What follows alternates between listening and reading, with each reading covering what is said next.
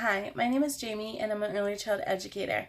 I've been in the field for over 10 years and I'm currently attending Aspen University to finish out my bachelor's program in early child education. Today I want to talk about physical development. Physical development is the development of fine and gross motor skills from infancy all the way to adolescence. So some of you might be questioning, what is fine and gross motor skills? Well, fine and gross motor skills are talking about the different parts of the body. First, we're going to talk about gross motor skills. So when you're thinking about gross motor, think about large, gross, large. So the large parts of the body.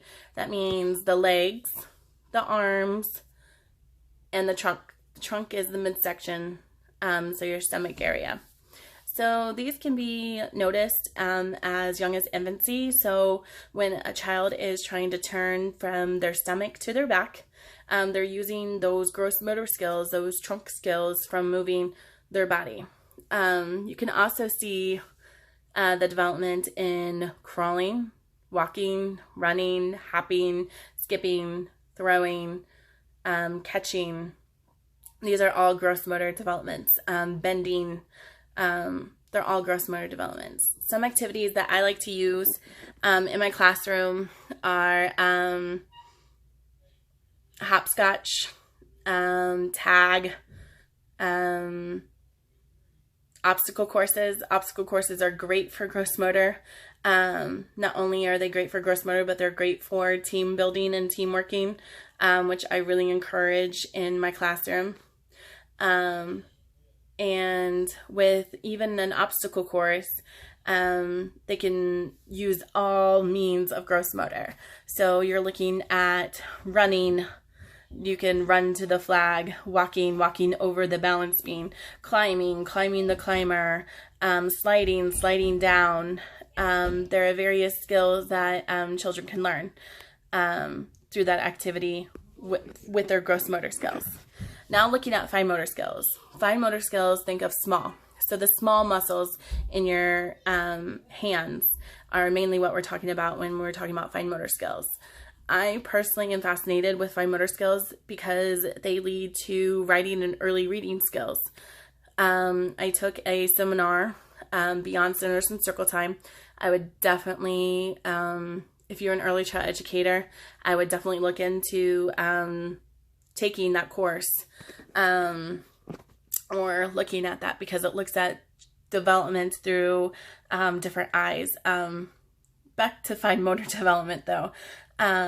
When a child is scribbling and drawing, they're using those fine motor skills. When an infant is grasping and they're pulling at things, they are using those fine motor skills.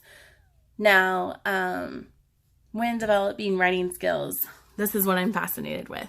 So, infancy, you'll see them coloring like this. The grasp will be like this. And then you will see the grasp go this way.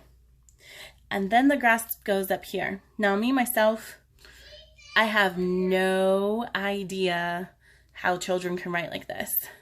It fascinates me. I used to have to write like this, and I have no idea how I was able to write like this, but we all wrote like this at some point in time. And then the skill gets the fine motor skills, they get, stronger and stronger and stronger to where they have that fine grasp onto that pen.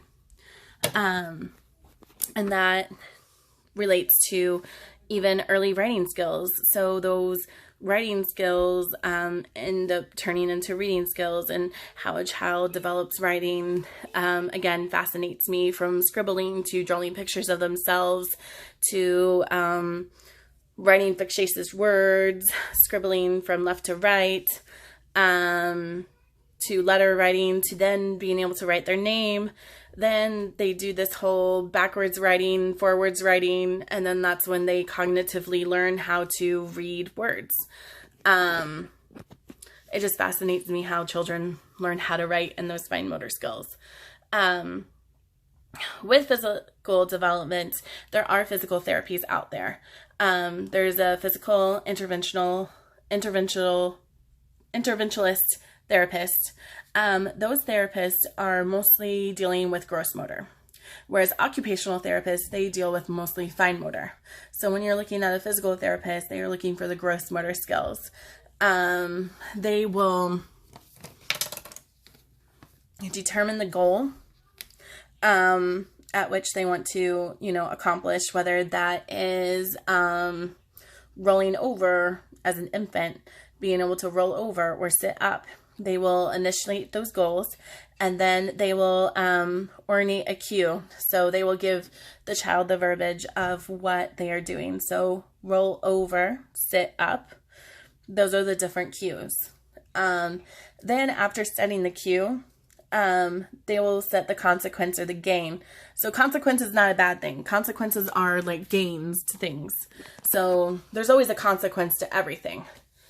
So the gain in one of the stories I was reading of an infant moving from their back to their stomach was that they got to play with a ball. That was their consequence, that they gained the ability to play with the ball.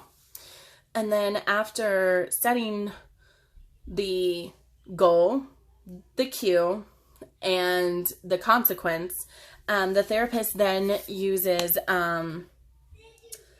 the sequence. They give the small sequences to accomplish that goal. So whether it would be that the child had to move their arm a certain way or to gain those muscles, they would set those sequences. And then they would set the limitations. Well, how long should I wait until this child attempts to do this goal on their own? So through repetition and stuff like that, the goal is then achieved through physical therapy. Again, physical therapy is mostly looking at gross motor, whereas occupational therapy is looking at those fine motor skills. The occupational therapy will look at self-feeding skills. So self-feeding skills, you're using those fine motor skills. So the grasp of the spoon and the ability to scoop up the food, and then the ability to lift up the spoon up to the mouth. Those are different occupational therapy for fine motor development. So with all this being said, with physical development is a wide variety of different muscles in the body, including fine and gross motor skills. Well, I hope to see you guys later in my other videos, and thank you.